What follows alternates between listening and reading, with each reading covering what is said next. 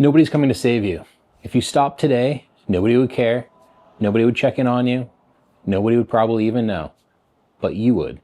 That's important to understand because that gives you two things. That gives you accountability, which is a huge hurdle that you have to get over to achieve your goals when you're working for yourself. But what that also gives you is freedom. Because if you want to stop working right now and go play 9 holes of golf and then come back and finish your day later, you can do whatever you want. And that's the most beautiful thing in the world. Now, there's a few key things that you need to understand. First of all, nobody's tracking your potential. Nobody even knows what your potential is except for you.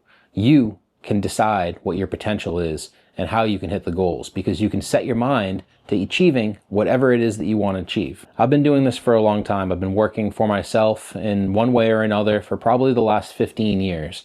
And the hardest thing to convey to people that are joining my team or new people that I'm working with is understanding that when you have something that you have to get done, you have to get it done. There is no boss that's going to check in and say, hey, how come you didn't do X, Y, and Z today? Well, I didn't have time. I didn't get to it. No, that doesn't fly. You can't make excuses to yourself. Either you get it done and you find the success that you're looking for, or you don't do it and you stay stagnant and working in that job that maybe it's a great job, but you don't want to be there. It ruins the ability for you to live the life that you really desire. Now, I talked yesterday in my video about being able to reinvent yourself, and that also applies to this as well. When you're working on a project, when you have a side gig or you start a business, you basically have the opportunity to reinvent yourself and decide what type of work ethic you have. You know, maybe you were like me and you went through school being a slacker and you did just barely enough to get by. And that's great for being in school and trying to get all C's and B minuses just to get the grade to get out onto the next class. But in terms of business, a C level effort or even a B level effort isn't going to get you to where you want to go. There's a million people out there that want the exact same thing as you, that are probably working in the same industry on a very similar business. And a lot of those people, they're putting in their A effort, their 110% every single day. And if you want to actually get traction and grow what you're trying to grow, you have to put in that 110% effort because you have to match them. If you're not doing it and you're checking out every single day, then they're going to pass you and they're going to pick up that market share and you're just not going to make it. As opposed to telling people what you're doing, keep it to yourself and let them see as you grow into that new person, as your business starts to take off.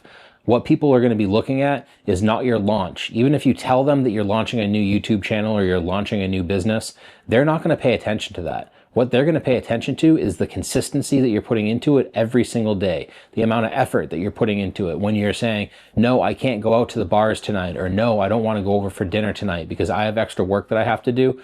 After your long 8 to 10 hour day of working your regular job, you have to sit down and schedule the time to get that stuff done regardless of whether you want to or not. Because if you don't do that, you're going to end up sitting, like I said, in the same place, frustrated and wondering why everybody's lives are getting better but your own.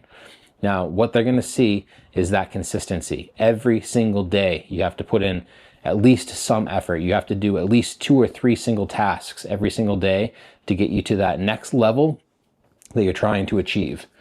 And trust me, I've been there. I understand. I know it's not easy, but if you sit down and you really try and you put that effort in, I think that you're going to be very surprised as to what you can actually accomplish. Maybe, like I said, you weren't the best student in high school, but now you're allowed to use a cheat sheet, essentially. In high school, you know, you're in math, maybe in junior high or elementary school, and you weren't allowed to use a calculator. Then you got a little bit older and you were allowed to use a calculator. Maybe you graduated semi-recently and in college you weren't allowed to use AI to help you with your tasks. Well, now you should be using AI. You have the ability to go and create all the stuff and use every single tool that you can find out there, and even go and reach out to experts that might be in your field to help you really dial in what you're trying to do. So that's the coolest part about being an adult, is that the rules that you played by when you were in school, they don't apply in the adult life, in the adult world. So whatever it takes to get your business to the next level, use those resources. That's why they're there. So like I said in the beginning of this video, nobody's coming to save you. You have 2 paths that you can take in life. You can take the traditional path where you work for 40 to 50 years, you try to save all of your money, you invest it, and then you hope that someday you can retire on 40 to 50% of the money that wasn't enough when you were actually working a job. Well, there's also the other path. You can be an entrepreneur. You can work your ass off. You can get down. You can get dirty. You can grow a business that starts to pay you whether you're there or not. If you design that business right, you'll actually be able to step away from the business. And that is going to give you the ultimate freedom. As opposed to waiting 40 to 50 years and retiring when you're too old to really enjoy the things that you wanted to do when you were younger, you can actually retire, semi-retire, or at least have time off in your younger years, in your 30s and 40s and 50s, where you can take a week, 2 weeks, a month, 2 or 3 months off to go do something that's really epic, because you have this business, you have this well-oiled machine that's out there that's generating this cash flow for you. So nobody's coming to save you. This is completely up to you. And I know you can do it. I know that if you put your head down and you really get to work, you can go and achieve the type of goals that you're trying to achieve. You just have to get to it.